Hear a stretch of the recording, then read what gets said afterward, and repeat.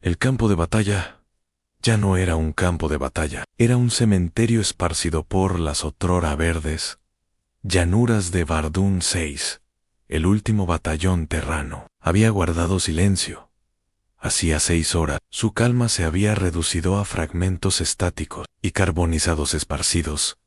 Bajo un cielo azul enfermizo, a las nubes colgaban bajas, cargadas de polvo y ozono quemado, como si incluso los cielos estuvieran de luto. El sargento K. de Vos avanzaba trompiconesco, un hombre atrapado entre dos mundos. Su armadura estaba agrietada, el exoesqueleto fallaba, y sus pulmones se llenaban de humo con cada respiración. Ni siquiera sabía si la guerra seguía librándose o si simplemente estaba vagando por el Ecot la misma. Cada paso lo adentraba más en un reino de huesos calcinados, tanques de escoria, y un silencio que amenazaba con tragarlo por completo. No debería estar vivo. No después de que el ataque orbital del dominio hubiera derrumbado la cresta principal y dividido en dos la línea del frente Terran. Solo había sobrevivido porque había desobedecido la orden de cargar, y, en su lugar, llevó a un compañero herido a la retaguardia, solo para que ese compañero muriera 30 segundos después, por quemaduras de plasma demasiado profundas para que ningún inyector de campo pudiera curarla. Cobardía. Lo habrían sometido a un consejo de guerra, si quedara algún mando al que informar. Pero ahora, en el polvo gris de Bardon, la diferencia entre heroísmo y vacilación no significaba nada. Todo a su alrededor había muerto gritando. A través del silencio asfixiante, oyó algo que no era fruto de la guerra. Un gemido, agudo, débil, y tan fuera de lugar, que sus dedos se aferraron al rifle antes de que su cerebro procesara lo que estaba oyendo.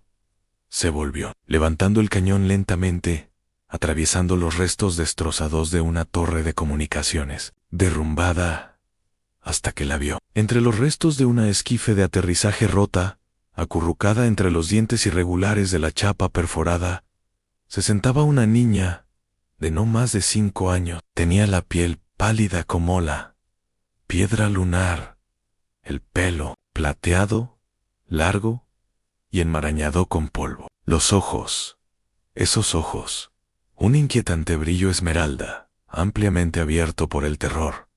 No tenía armas, ni traje, solo una placa de traductora agrietada que parpadeaba débilmente en su cuello.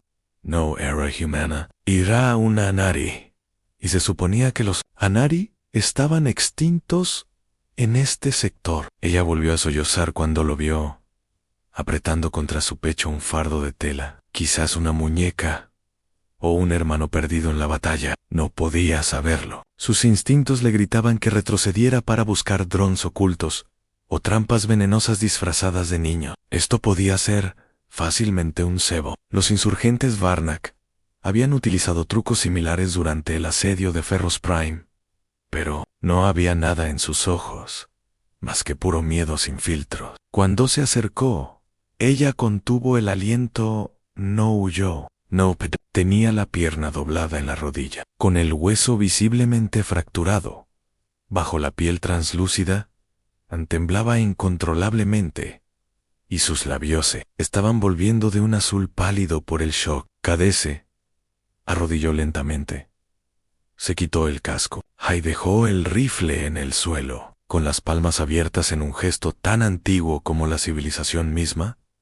No estoy aquí para hacerte daño, dijo, aunque sabía que ella no entendería las palabras. Ya no estás sola, y, de alguna manera, incluso a pesar de la barrera del idioma, algo en su mirada se suavizó. Parpadeó y extendió la mano hacia él, no con miedo, sino con confianza. Su pequeña mano rozó el guante blindado, y por primera vez en días, sintió algo más que frío. Se sintió necesario. Más tarde, descubriría que se llamaba Yanari, un nombre que ella escribió en el hollín con sus dedos rotos, mientras ella acunaba suavemente en sus brazos. No pesaba casi nada. Era frágil como el cristal, y Cade se movía con dolorosa lentitud, para no golpear su pierna destrozada. Encontró un refugio apenas intacto, un hangar en ruinas medio enterrado bajo un silo de combustible derrumbado. El techo aún aguantaba, aunque los laterales estaban marcados por las cicatrices de la metralla y las quemaduras de plasma. Serviría, al menos para pasar la noche. Utilizó lo que quedaba de su kit de campo para escanear sus signos vitales: pulsa errática, cuerpo y hipotermia leve, deshidratación ya iniciada. Le ofreció una bolsa de ahogue. Ella la bebió a pequeños y desesperado sorbo, con los dedos temblorosos. Cuando terminó, se arrastró hasta él y se acurrucó a su lado, envolviéndose con su capa como si fuera el último calor de la galaxia. ¿Qué? No dijo nada. Él solo permanecía vigilando, observando las tormentas azotar las ruinas del campo de batalla. Tendrían que marcharse pronto. Por la mañana, la torre de comunicaciones explotó en una luminosa nube de humo. Los drones carroñeros teranos limpiaban las pruebas, borrando cualquier rastro de la fallida campaña. Cade observó la detonación desde la colina, Gennady a su espalda en un improvisado portador que había fabricado con arneses de vuelo rotos. Ahora estaban solos, completamente solos. Todo rastro de la presencia humana aquí sería borrado. El mandono vendría a por él. No había refuerzos, ni transbordador de evacuación, ni unidad a la que regresar. La guerra ya se había trasladado a otros mundos, pero Cade no se había ido porque Gennady no podía. Mientras avanzaban entre las ruinas, esquivando centinelas salvajes y comiendo raciones frías que él aplastaba hasta convertirlas en pasta para su estómago débil, Katie se dio cuenta de algo aterrador. Él no solo estaba protegiendo a una niña perdida, estaba protegiendo la última prueba viviente de que los Anari aún existían, y si cualquiera de los bandos la encontraba, la matarían. Uno para encubrir el crimen de guerra, el otro por pura venganza. Al atardecer, llegaron al borde de la línea interior de trincheras, donde un campo de caminantes muertos se alzaba como lápidas de hierro, bajo un sol gemelo que se ponía. Gennady señaló a uno de ellos, murmurando algo en su lengua materna. Codice su dedo y vio una insignia familiar, la marca de su propio escuadrón grabada en el costado de la máquina caída. Su corazón se retorció. Recordaba a este caminante. Había transportado a dos de sus amigos más cercanos. Se habían ido como todos los demás, y sin embargo, con el telón de fondo de la muerte y las cenizas, Gennady tomó su mano entre las suyas y la colocó sobre su corazón. Un gesto de paz, una promesa. Tal vez no sabía el significado, pero juró con cada pedazo roto de sí mismo.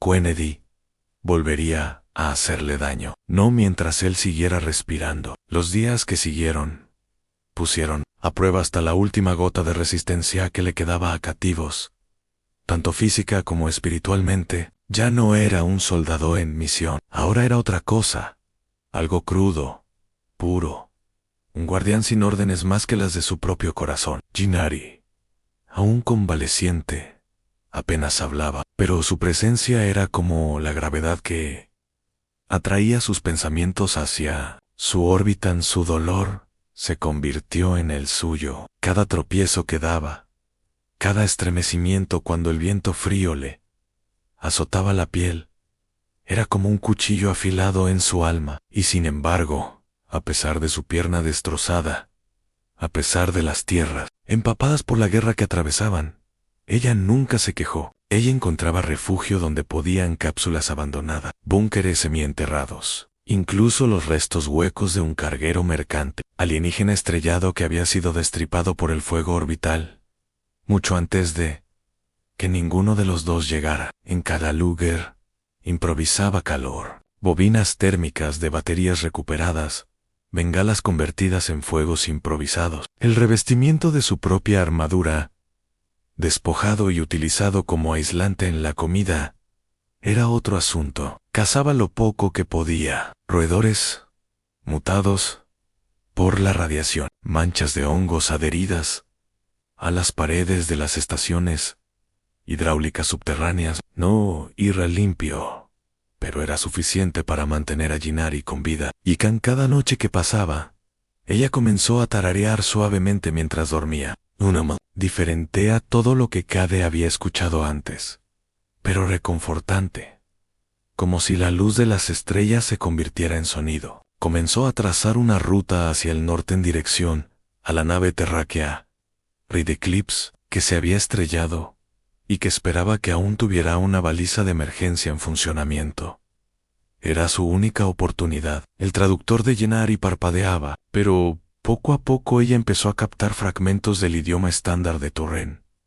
Repetía pequeñas palabras después de él: segura, comida, calor, y finalmente, Cade. Una mañana, dijo su nombre sin que él se lo sugiriera, en voz baja, como una plegaria, y él casi dejó caer el cantimplora que estaba llenando. Él no lloró, pero algo en su pecho ardía más que el fuego. Mientras viajaban por un bosque retorcido y alienígena, donde los árboles negros goteaban escarcha química, y el aire sabía a electricidad estática, encontraron señales de movimiento, tierra removida, gruñidos ahogados y el brillo, siempre vigilante, de ojos desconocidos. Probablemente eran saqueadores que se alimentaban de los restos de guerras fallidas, limpiando todo lo que quedaba. Cade conocía a los de su clase. No dudarían en matar a una niña herida, y en nada les gustaría más que despojar al último soldado vivo de su equipo. Cambió de rumbo más rápido. Cruzaron un barranco, iluminado por el resplandor de un reactor nuclear destrozado cuya energía agonizante así abrilar débilmente la piel de Jinari, como si respondiera a ella. Una noche, mientras se acurrucaban bajo las costillas, medio derrumbadas de un titán oxidado, Jinarael entregó a Cade un trozo de chatarra doblada que llevaba días cargando. Ello cogió, confundido, hasta que se dio cuenta de que ella había grabado algo en él, con un filamento de alambre roto. Dos figuras de palitos, cogidas de la mano, bajo una estrella. Junto a ellas, una tercera forma, pequeña y redonda, acurrucada, a salvo entre ellas. Ella lo miró con sus ojos verdes. ¿Cansados, pero vivos? ¿Familia?, preguntó ella, insegura, y Cade asintió, no porque supiera lo que iba a pasar a continuación, sino porque en ese momento lo creía. Llegaron con el olor a fuego y el estruendo de las ruedas. Habían llegado casi a la mitad del camino hacia él, lugar previsto para el choque del eclipse rojo. Cuando la horda de carroñeros los encontró, no era un grupo de guerreros, sino algo peor, una banda de despiadados saqueadores, medio salvajes de las colonias fronterizas, vestidos con armaduras de chatarra, respirando aire reciclado, de tanques muertos, hacía mucho tiempo, hablando en un idioma de gruñidos, chillidos y disparos. Cade oyó primero el rugido de los motores, resonando en el barranco de hierro que acababan de cruzar. Se agachó detrás de un cono propulsor oxidado, acercando a Jinari, cuyo pequeño cuerpo temblaba, pero permanecía en silencio. Ella había aprendido el significado del miedo, pero también el valor de la quietud. Había 6 de ellos, tal vez más del tipo que no hacía preguntas. No dudaba en disparar primero y saquear después. La arma corta de Cade solo tenía 4 cargas. Su rifle de plasma tenía una última batería, agotada, chisporroteante, poco fiable. Aún así, se negó a dejar que cayera en sus manos. Escudriñó sus movimientos, contó sus rotaciones, midió las corrientes de aire con el dedo y esperó hasta que el segundo guardia se puso a mear detrás del montón de escoria antes de atacar. Fue silencioso, brutal, eficaz. Arrastró el cuerpo detrás de los escombros. Jai le quitó el cuchillo y la munición, y entonces comenzó el tiroteo. Los disparos de los blasters abrazaban el aire mientras Cade se movía como una sombra, atacando retrocediendo, alejándolos del escondite de Yanari. Escaló montones de escombros, lanzó granadas a los bidones de combustible y provocó una reacción en cadena que convirtió a un tercio de los chatarreros en cenizas fundidas. Ellos gritaban furiosos, buscando a sus compañeros, pero ellos respondía con silencio y fuego. Ni siquiera sabían contra cuántos luchaban.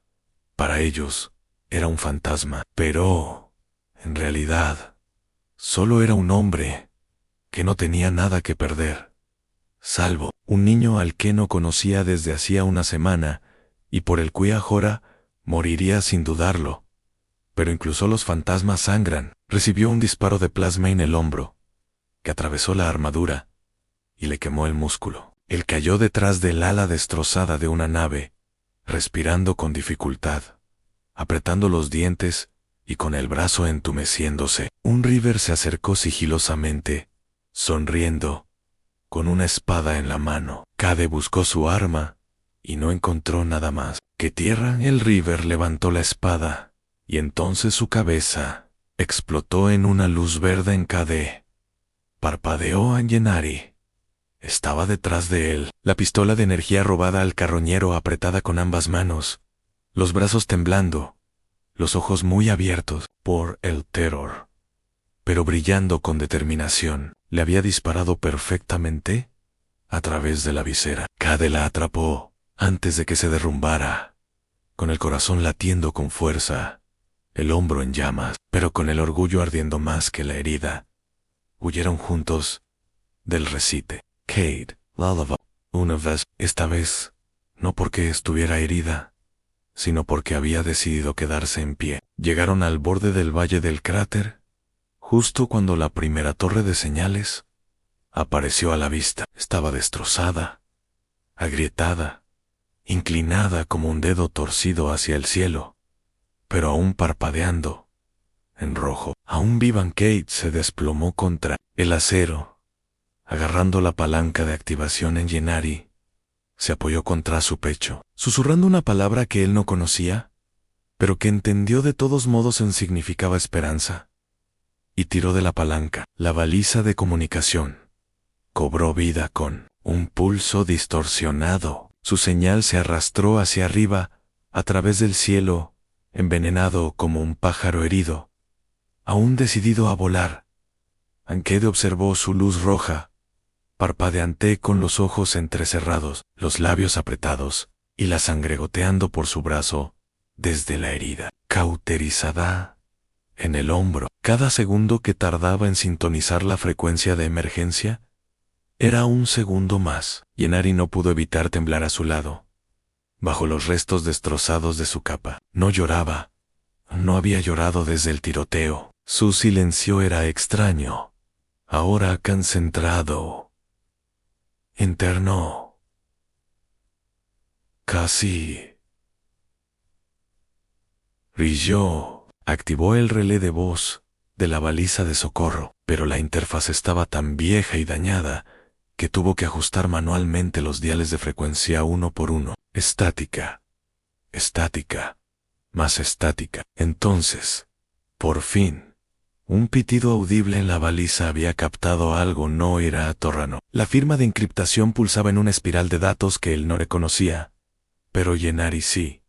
Sus ojos se agrandaron en el momento en que llegó el pulso. Señaló la consola y susurró un nombre. Miraban que no lo entendió, pero el nombre pareció insuflarle nueva vida. Levantó la mano y presionó la palma contra el panel lateral de la baliza, que brilló débilmente en respuesta. Entrada biométrica. Su código genético estaba desbloqueando un canal seguro. De repente, la señal distorsionada de la interfaz agrietada se transformó en una voz clara, elegante y fría. Identifiqué el origen de la transmisión. Indique el código real. Yanari inhaló temblorosamente.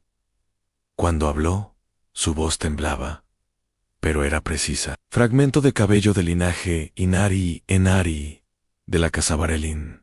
Solicitando recuperación de emergencia. Hubo silencio. Luego, La voz regresó ligeramente diferente, más cálida y entrecortada por la sorpresa. Imposible la línea. Inari se dio por extinguida. Tras el asedio de Torvalún. Este código no figura en ningún registro de vivos. ¿Cómo lo has conseguido? Yen miró a Kedean luego, sin apartar la mirada. Respondió. Yo sobreviví. Por un momento, incluso los vientos parecieron contener la respiración. Entonces, la transmisión se confirmó. Una nave de rescate llegaría en 16 horas. Cádiz desplomó contra el poste de la baliza, con una mezcla de alivio y temor. 16 horas era tiempo suficiente para sobrevivir. Apenas, si nadie los encontraba primero, comenzó a establecer un anillo defensivo, recuperando chatarra para crear escudos improvisados y colocando trampas en las rutas de aproximación con cables, trampa y sensores de proximidad que había arrancado de unos droides de reconocimiento medio muertos al principio de su viaje. Cada ruido en la distancia se convertía en una posible amenaza, pero Ginari se limitó a sentarse envuelta en su manta de tela robada, mirándolo con algo más profundo que gratitud. Ella le había preguntado una vez, en un tan quebrado, por qué se quedaba,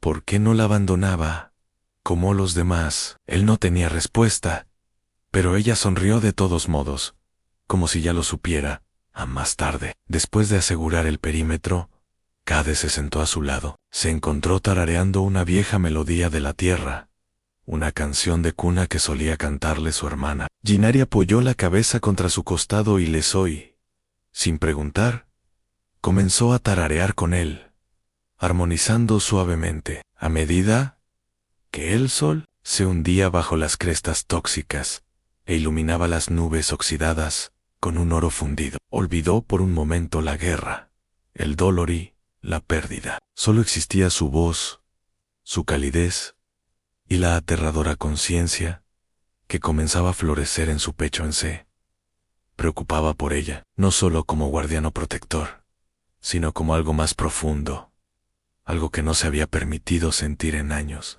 Amor Wyatt le asustaba más que cualquier carroñero o disparo. Aleman Azor. La nave de rescate descendió como un pájaro de guerra fantasmal. Sus pasillos eran elegantes y estaban revestidos con los símbolos imperiales Ankade. No los reconoció. No aterrizó suavemente. Declaró su presencia. El suelo temblaba bajo su peso.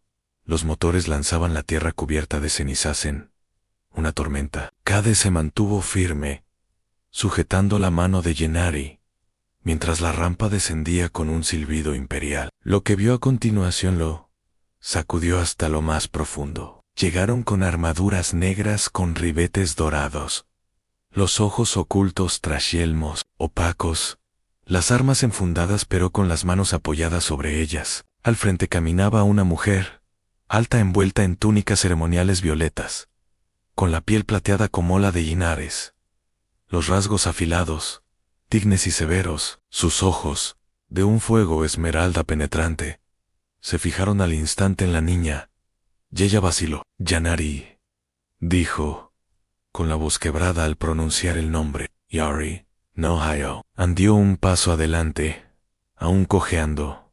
Ahí dijo una sola palabra. Hermana. La mujer, la reina Maraven del régimen de Barelin, no se movió durante un instante.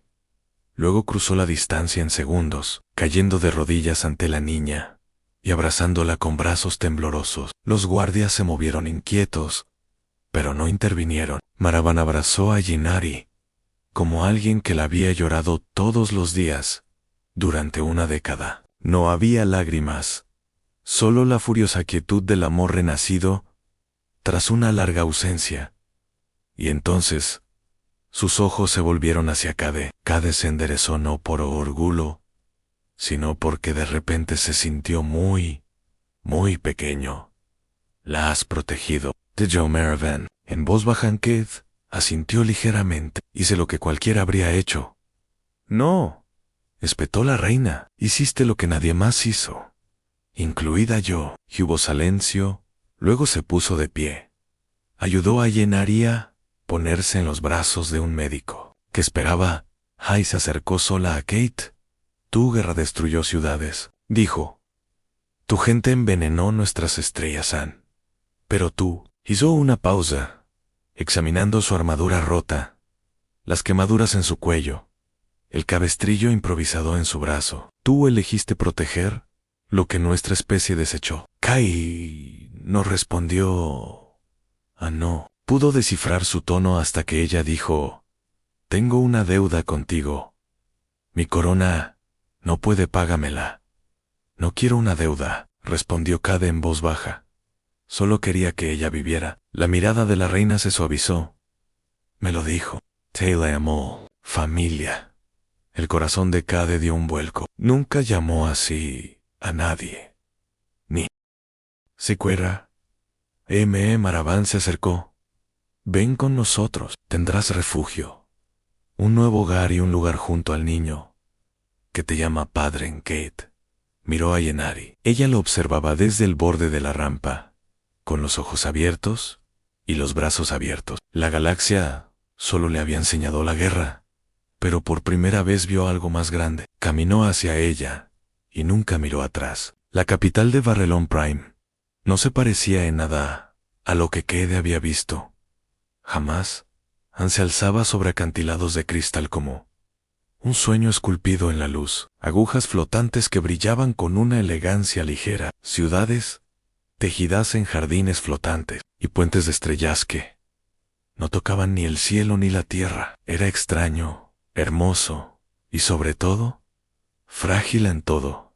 Allí permanecía intacto, sin haber sido tocado por la guerra de la que acababa de escapar. Le hacía sentirse como una sombrano invitada en una tierra de luz. Un soldado de un vehículo de Convetec intentaba caminar con cuidado sobre cristal, pero Yenari le agarró con fuerza de la mano mientras el crucero real descendía. Ahora vestía túnicas azules y plateadas, fluidas, que se curaban más rápido. Tilo es parado, con el espíritu más brillante y la mirada más aguda. Nunca le pidió Cade que se quedara cerca. Simplemente asumió que lo haría. Y así fue, en silencio, observando cómo 100 rostros nobles se retorcían en una confusión enmascarada al regresar el aire real, acompañado por un humano con una armadura terráquea maltrecha y botas quemadas por el plasma. El palacio era más frío que la ciudad, no en temperatura,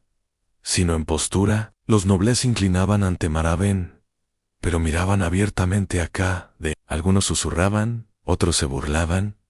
Unos pocos parecían genuinamente asustados. La reina no dijo nada mientras entraban en la sala del trono, una sala monolítica, bordeada de banderas translúcidas que brillaban desde dentro, cada una con el escudo de Varelen. Cade se quedó a un lado mientras Wright declaraba formalmente que Yenari estaba viva y la devolvía al libro real. Su supervivencia pasó a los archivos de la historia sagrada. El momento debería haber sido de alegría, pero estaba empañado. Una figura masculina con una túnica dorada dio un paso adelante. Dran, el consejero real de sangre, y por lo que Cade había deducido, tío de Maraven, era alto, delgado como una serpiente, y desprendía autoridad como una espada. Mi reina, dijo con gracia ensayada, el regreso de tu hermana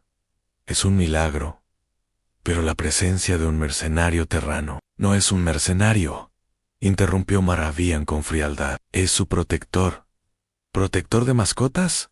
¿O titiritero?, desafió Dran, con voz suave pero venenosa. No tenemos ninguna garantía de que Queno haya tramado todo esto para ganar influencia. Cade se erguió, pero no dijo nada. Fue Yenari quien dio un paso al frente, aún cojeando, pero orgullosa, con voz aguda y clara. Él me salvó cuando todos vosotros me dejasteis pudrirme. La sala quedó sumida en un silencio sepulcral. Estaba destrozada, sangrando, desechada como un defecto.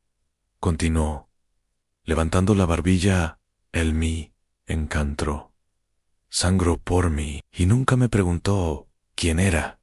Solo me preguntó si me dolía. Maravan miró a sus guardias. Todos fuera, ordenó.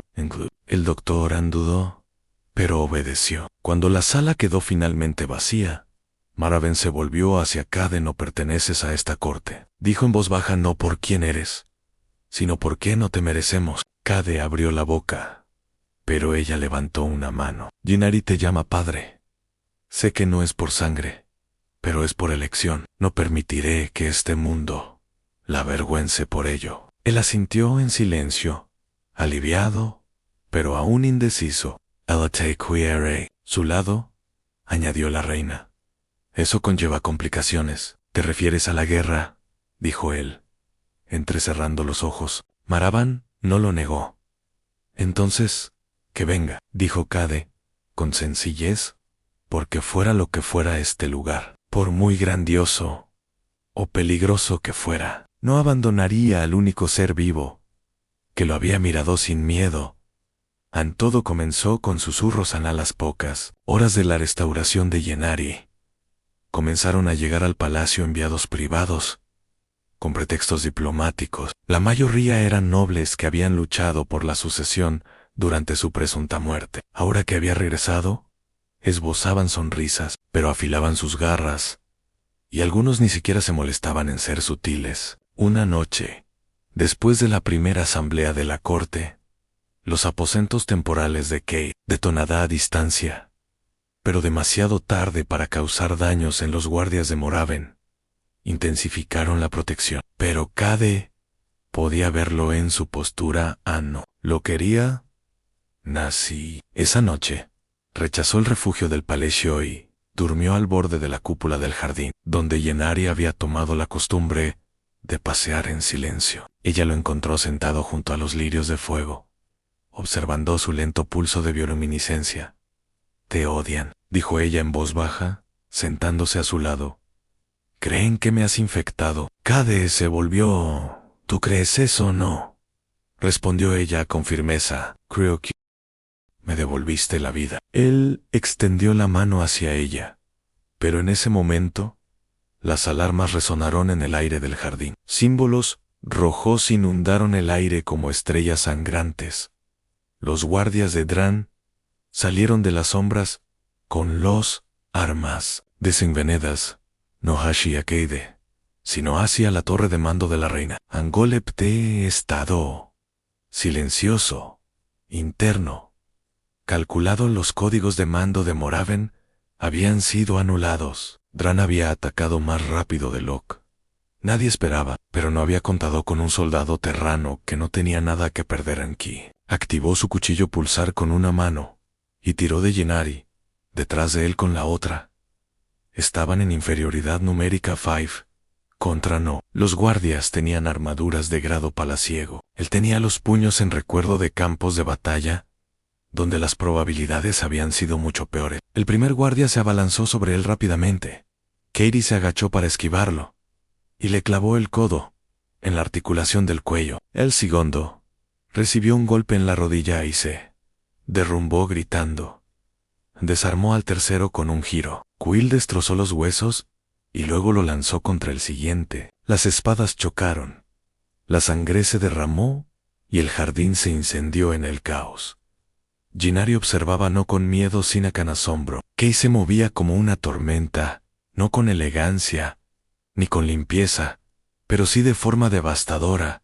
No luchaba por la victoria, luchaba por ella. Cuando llegaron los leales a la reina, 3 de los atacantes habían muerto, y otros 2 habían huido sangrando. Ginari estaba a su lado, ilesa, con la mirada feroz. Más tarde, cuando Maraven estaba a salvo, Haidan había sido capturado al intentar escapar. La reina se dirigió a su pueblo desde el trono celestial. Nombró a Cade no solo salvador, sino miembro de la casa Barelín, por derecho de honor, un título nunca antes otorgado a un forastero, y mucho menos a un terrano. Y mientras estaba de pie, junto a Ginari Día, con la mano de ella en la suya, el cuerpo dolorido, pero erguido, ¿qué de vos, se dio cuenta de algo extraño. Había venido a morir a Varden Seisam, pero, de alguna manera, contra todo pronóstico, había vivido lo suficiente como para importar. La ceremonia no se parecía en nada a las tradiciones humanas con las que Cade había crecido. No hubo votos pronunciados en voz alta, ni anillos, ni promesas hechas ante un altar o ante un público. En su lugar, hubo silencio, quietud y el compartir el aliento. Un antiguo ritual varelano, reservado para la fusión sagrada de dos líneas de vida. Cade se encontraba en el mirador cristalino de la torre Skyspire, vestido con un sencillo traje negro en su viejo abrigo militar.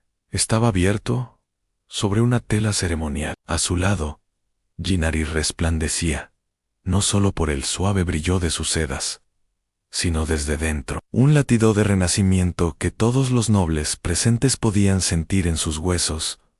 No solo había sobrevivido al exilio y a la guerra, vivir y amar aún tan. La reina, regia y solemne, puso una mano sobre cada uno de sus hombros y no dijo nada. En cambio, dio un paso atrás y dejó que los dos respiraran el mismo aire. A solo unos centímetros de distancia, una inhalación sagrada, una exhalación compartida, y en ese momento, la ley de Vorelen los unió como uno solo. Los nobles murmuraron, algunos confundidos, otros enfadados, pero ninguno se atrevió a interrumpir. Ynnari ya no era una heredera desechada, ya no era una vergüenza lisiada oculta de los pergaminos reales. Y Raverell renacida, y había elegido unirse al hombre que la había alimentado cuando era una desconocida moribunda en otro mundo. Esa noche, en el silencio del jardín de la luna, Cade y Ynnari se sentaron uno al lado del otro mientras las flores de gravedad se abrían. Isaac, susurró ella, entrelazando sus dedos con los de él. Una vez soñé que moría en silencio. En lejos de todo esto, Cade no dijo nada. Solo metió la mano en la chaqueta y sacó la vieja lata de raciones de la tierra, la que había usado para alimentarla aquel primer día. Ella sonrió. ¿La guardaste? Fue lo primero que te di, dijo él. Hay lo último que pensé que aún conservaría. Ynnari apoyó la cabeza en su hombro. Entonces, supongo que has conservado dos cosas, murmuró ella. A mí y esto. Él le tocó la mano, luego la cara con suavidad, con reverencia, y por primera vez en su vida marcada por las cicatrices, y la sangre. Cade Vos se dio cuenta de que ella no era un soldado, era el guardián de algo mucho más preciado. A la paz no duró mucho. Se extendió la noticia por toda la galaxia de que el heredero real de Varlansi había casado con una terráquea, y no con cualquier terráquea, sino con la última superviviente del tercer asedio de Vardon 6. Para muchos imperios, era un símbolo de reconciliación. Para otros, era una provocación. En una semana, estallaron escaramuzas fronterizas cerca del límite de la extensión goterana. Los antiguos aliados de los Vorelen buscaban venganza por lo que consideraban una deshonra. Sin embargo, en medio del ruido, algo más oscuro se movía. En silencio en el Warfather, el almirante Trevox, un conquistador exiliado que, una vez, había gobernado la mitad del cinturón estelar oriental, antes de que Lakencord le excomulgara por incineraciones planetarias masivas, había resurgido con una flota de naves de guerra híbridas y sin lealtad. Solo tenía un objetivo: Anverellen Prime. Cade fue el primero en verlo. Una noche, mientras planificaba los turnos de patrulla, a través de un nuevo repetidor satelital, interceptó señales fantasma, codificadas en protocolos de encriptación. Terrestres muertos. Es un código terrestre, murmuró. Pero ya no era. La Tierra no había sido fracturada, destrozada y retorcida, por algo mucho más cruel. Corrió hacia las cámaras del palacio y encontró a Ynnari medio vestida con su armadura. ¿Lo has visto?, preguntó ella. Vienen, confirmó él. Esto no será un asedio, Será un intento de extinción. Los ojos de Ginari estaban tranquilos, pero fríos. Entonces defenderemos nuestro territorio aquí. Cade se apretó el cinturón. ¿Los liderarás? No, dijo ella, mirando hacia la torre central. Tú lo harás. Tei es Cucarón, temen a los humanos más de lo que admiten. Y esta noche, ese miedo nos mantendrá con vida. Al amanecer, la flota de Trevok atravesó la atmósfera superior, con sus alas negras oscureciendo el sol. Pero no se encontraron con diplomáticos temblorosos ni nobles cobardes. Se encontraron con un hombre de pie, en lo alto de las puertas, con una antigua armadura, con la mano izquierda sosteniendo el escudo de la casa Felen y la derecha empuñando una lanza de plasma. Cade Vos, el soldado que nadie recordaba. Oh, dejad que un mundo que nadie creía que resistiría. Su voz rugió a través de las comunicaciones. ¿Habéis venido esperando encontrar una casa fracturada? ¿Os iréis recordando lo que pasa cuando intentáis terminar lo que la guerra no pudo? Los Barelín se reunieron detrás de él. Ginari alzó el vuelo en una moto gravitatoria, espada en mano, riendo mientras el fuego pintaba el cielo. La batalla fue brutal, pero al caer la noche Trefax y Reseniza, y el estandarte de Vorelan seguía ondeando, rasgado, ensangrentado, pero invicto. Cuando los fuegos se extinguieron y la guerra terminó, se sentaron en el muro del jardín, cogidos de la mano, mirando cómo las Libolins gravitatorias flotaban hacia las estrellas. Seguimos aquí, susurró Ginari. Katie sonrió. Siempre he estado destinado a estarlo.